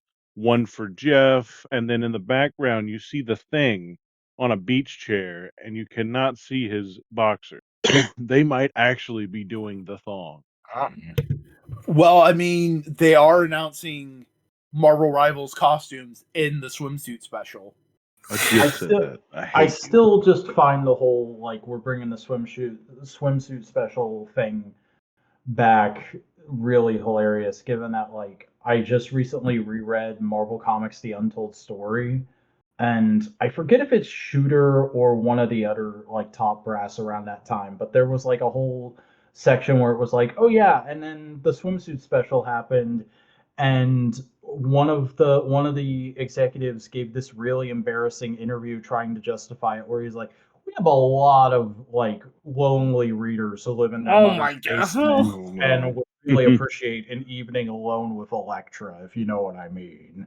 Bro, just you don't have to say it that way. It's not helping anyone. That was how comic fans were perceived at the time. It's like when people act out of pocket in a Marvel chat. It's sometimes it's really cringy to see. Sometimes people are just being toxic. Especially with Emma Frost, there has been a heightened sense of nasty. Yeah. Like Chud or Gooner? A little bit of both. Chooner? Right on. Easy choom. Oh man, we're talking about fucking chooms? Yeah, Cyberpunk. Yeah. Bringing it back to your book you were talking about earlier. See, I remember you. I know your things. You know what? I'm very tempted to kiss me. No. I mean that, yes. Now that a lot of the problems are fixed and I have a computer that might be able to run it, of getting Cyberpunk. Oh yeah. I think it's going to be a great experience for you. It's definitely a great game. I have the PS4 copy, so I don't know if I should. Does that work? I think I can upgrade to a PS5 copy. I think it's one of those like, oh, if you have the PS4 game, you also have the PS5 game. You just have to put the disc in, and one of those things. And then there's that, and I mean, I'm kind of tempted to because I'm getting a Switch too. Like, I already saved the money for it, so it's like I already I'm kind of tempted to get Cyberpunk at launch, but I'm like, I'll just stick with like the Mario Kart bundle, and then like Donkey Kong a month later.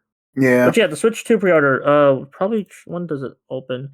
It opens Wednesday night for me. All right, gotta make sure I get that in. So yeah, because I already saved the money for it like months ago. Like before the pricing controversy, I was like, okay, I know I'm gonna need $500 for this because at least like at minimum to like get everything I need. And no, I did not know it was gonna be that bad. I can't wait to find out how much I actually have to pay for my Studio Series Constructicons. That's gonna be rough. I'm so sorry. It's a fun little sword of Damocles I got chilling out over my head. So much money just floating, eh? Yeah, Mm-hmm. hobbies are, bro. Hobbies should be. I mean, fun fucking and forget joyful. hobbies. I also have had to take my dog to the vet recently, and I may have to do that again in the next couple days. Oh, I'm so sorry. Yeah, I was really excited about the Blockies Devastator, and I don't think that's gonna make it to the States now. Oh, it will. It'll just be $500. Yeah, it's just like it's stupid expensive to get things imported. You have to just be willing to pay in the money. Well, I'm not, dude. Good. Yeah. Don't. There's also like, I honestly was thinking I had I already set aside the money for the Switch too, but if I didn't, I probably would skip on it like at launch. So I think the Switch, like, of all the things that are like, I don't know, it's wild to even think about what I'm about to say. I think the Switch 2 costing $500 is a lot more reasonable than like a lot of the other shit that like I collect, skyrocketing in the way that like we've been seeing people chart up and expect things. Yeah, I think it's like people were more pissed about $80 Mario Kart than anything. Yeah, like that too. Because like people, any defense in that way, it's just like no. When Sony did it for $70, Nintendo doing it for $80 also still is Sucks stinky. balls. So it's pushing the goalpost, pushing that line further. Yeah, and then further when we get GTA 6 for $100, I'm not looking forward to that. I mean, that's still rumor. They haven't said it yes or no on that either way. That's not a rumor. That's other developers hoping it costs $100 so they could justify it themselves. That game could cost $15 or $40, and it would be twice the success that 5 was because they know what their audience is, and that's what I'm worried about. That game is going to be tailored towards the worst parts of Grand Theft Auto 5 Online, and I'm not going to want a part of it. So who knows? But I can see them but on that note, I can see them justifying only charging $60 because they're going to make so much off of the online stuff. Yeah, the online package. Can you see them justifying not wanting more money because so much money? In what world? Well, I mean, especially Rockstar. Hold on. A lower initial price investment means that there will be. That is not. Rockstar is not that company. That means that there will be a wider install base that they can. For a second, I thought you said whiter. But you know what I mean? Like a lower initial price means a more guaranteed large install base for them to charge nickel and dime. Yeah. DLC. Yeah, I don't know. Again, I'm saying like I can in a very like optimistic way see them charge. It's going to be $70, $70 or $80 minimum 70.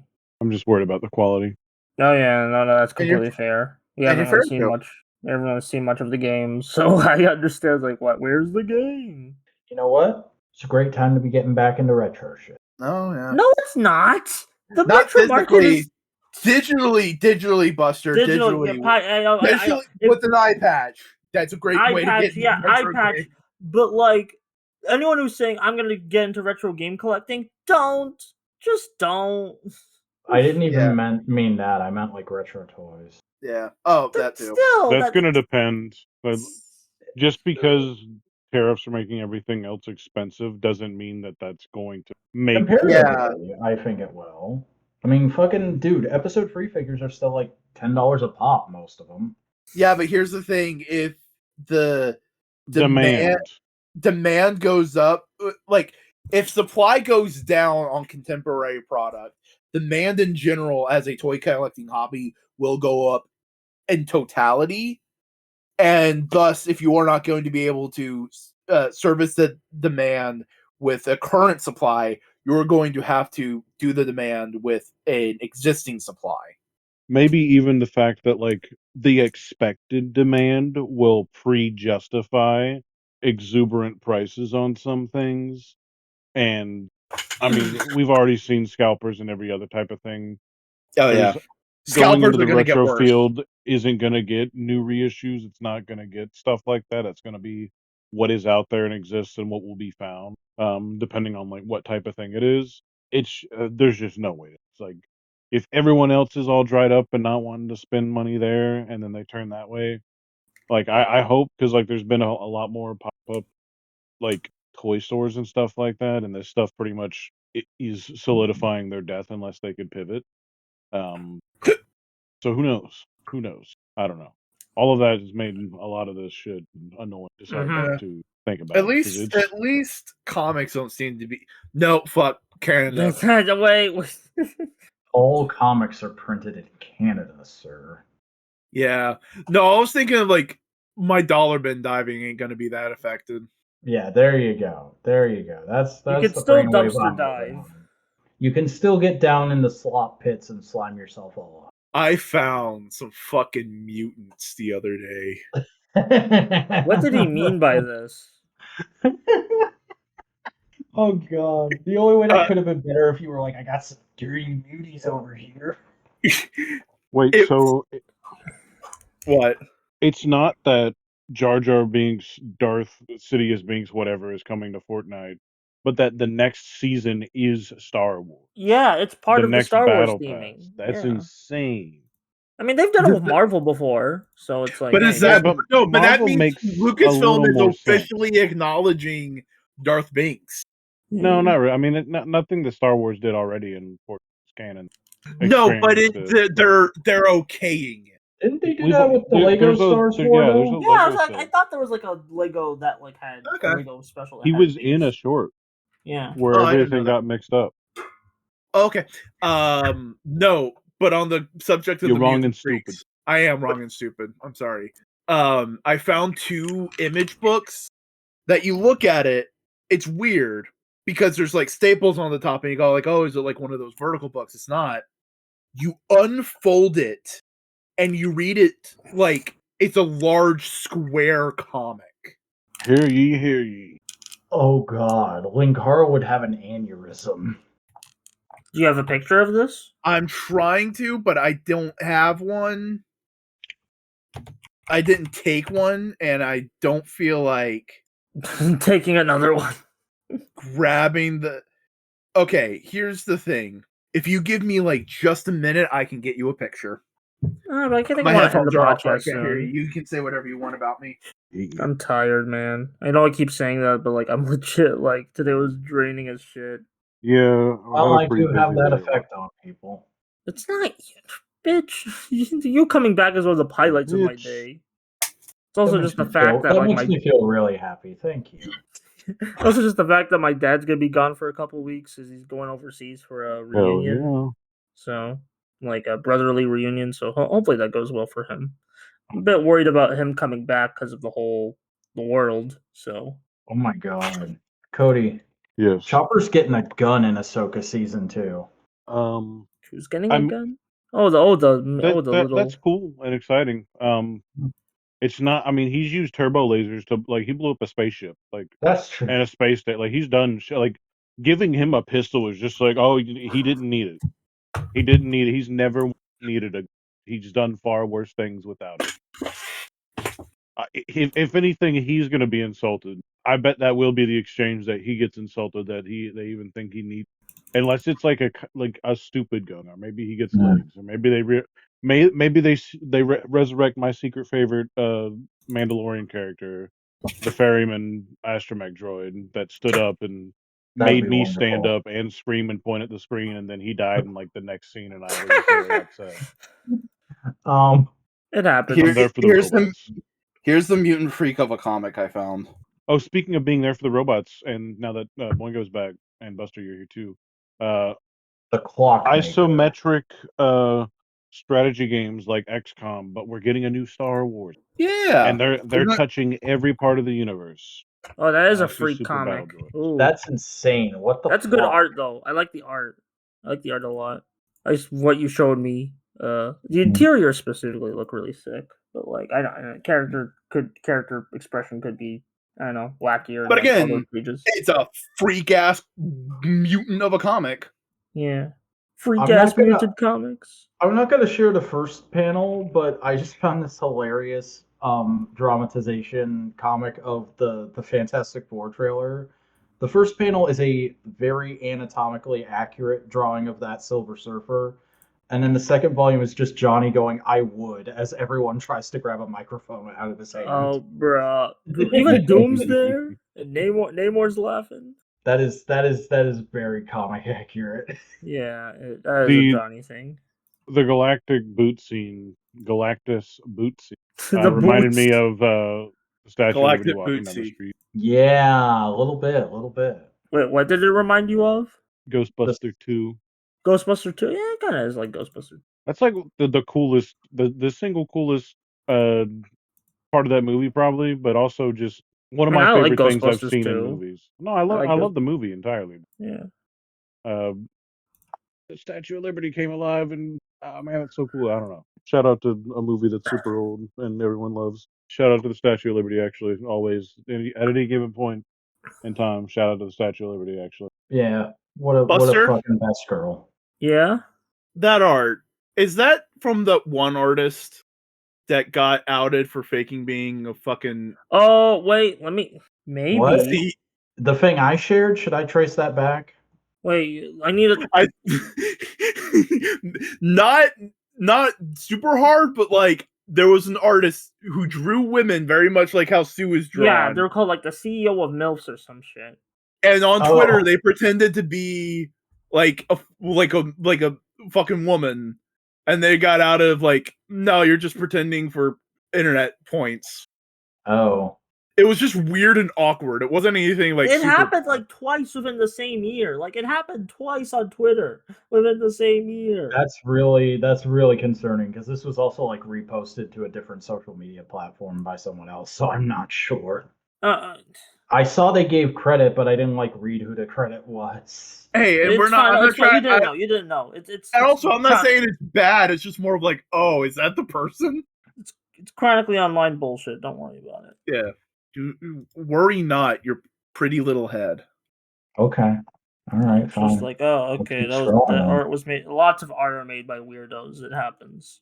Yeah, they just happen to have a good like finger on the pulse of like fandom stuff. So their stuff just keeps getting popular. Yeah, even like the people are like every now and again. It's like, wait a minute, didn't you do that thing? Aren't you that guy from that place? Yeah. I need to feed the cat. Does that mean we need to? No. If we want to keep going, we can. If we're going to end, I just know I need to feed the cat. So am I letting you guys talk for a minute while I go feed the cat and coming back? Sure. Let's pick a topic. I'll leave it up to Buster, the other person who was exhausted today. So no. All right, I'm gonna go feed the cat. Talk amongst yourselves. All right, fuck it. Cody, what do you think of the Tron Ares trailer? I hope that Trent Reznor being present is intentionally like showing a shift in tone from Daft Punk and its address. Otherwise, I don't know. I mean, it seems cool, but I'm just gonna have to wait. I would very much like to enjoy it, but there's a lot of things that are making me just like. There's the obvious one. We don't even have to say it.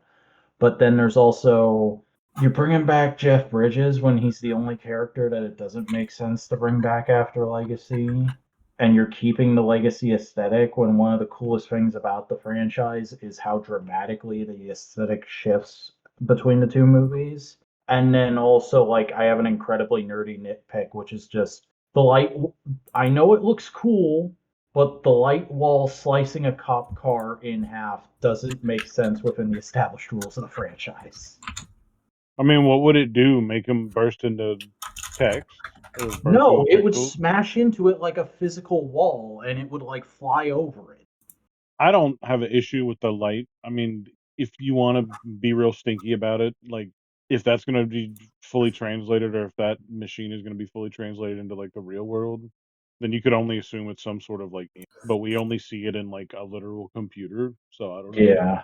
There's nothing that makes it seem like it's hard light, because, like, code crashing into code is, like, any of the same thing. I get it, kind of, but IDK.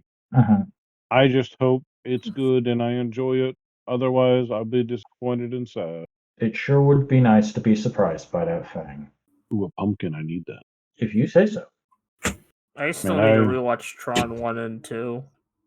You should. They're good movies. Yeah, I remember watching Legacy in the theater, like, when I was really young. But, like, I forgot a lot about it. That's crazy. Watching Legacy in the theater is also, like, a young person core memory for me. Yeah. I was, I guess, a little bit older. Yeah. Probably. I mean, Cody's one of the older people here, so. I think. When did Legacy come out again? Let me look it up. I did see it with a bunch of friends. 2012? I mean, shit, I'm pretty sure. 2010. Yeah, so, I'm looking at the poster, December 2010. Yeah. So I would have been. Did you go see that with me, or was that just 13. me? I think I saw it with you. I was probably in the single digits when if I may date myself, when that movie came out. I remember it was like one of the first midnight premieres I went to. Me and my sister drove like 45 minutes to the nearest IMAX because we heard the IMAX had extra scenes. Actually, did they do that, or is it just like it did have that, and those aren't on the Disney Plus version. The only way you can see them now is by buying the old Blu-ray. Interesting. Is it on the 4K? If there is going to be a 4K? I don't know. I would have to look into that because last time I heard about this was probably 5 years ago now. I don't know. Tron's crazy, man. They got Bruce Boxleitner in there. Have we only been talking about the legacy of Tron, or have we talked about the new trailer yet? We started talking about that, actually. Do you have a take? The whole trailer looks pretty good up until the jump scare. Yeah, up until they show you who the main character is, supposedly. I do like how they gave Nine Inch Nails such a big, prominent spot on the trailer of just like, yeah, no, this is important for Tron now. That was my main thing, is that I hope that Trent Reznor being there is more of like a representing a tone shift from Daft Punk to this. And I hope it's still referenced. Otherwise, I might be a little disappointed. Yeah, though I can see Tron becoming like a franchise that they go like, hey, what's a cool experimental electronic artist that we can get? Well, not necessarily experimental, but a cool electronic artist that we can get on board to make the music for this. You know, Tron 4 Ministry. Tron 5 Ghost. You're just going. All right. I was Ministry's an industrial band, my dude. I don't know anything about music. I was just trying to pop you. They did. Oh, no, Jesus rode my hot rod.